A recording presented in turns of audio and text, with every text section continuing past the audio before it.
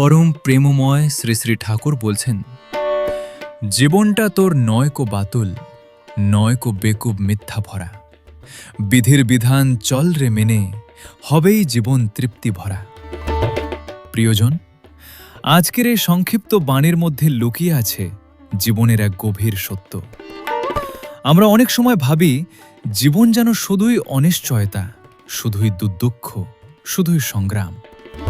কখনো কখনো মিথ্যার মোহ, অহংকারের প্রলোভন আর নিজের খেয়াল খুশির পথেই আমরা চলতে চাই।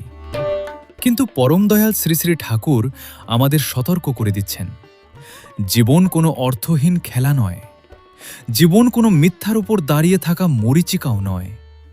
এই জীবন এক মহামূল্যবান প্রাপ্তি, আর সেই জীবনকে সার্থক, সুন্দর ও তৃপ্তিময় করতে হলে চলতে হবে বিধির বিধান মেনে, সত্যকে আশ্রয় করে, ইষ্টকে কেন্দ্র করে, সদাচারকে সঙ্গী করে।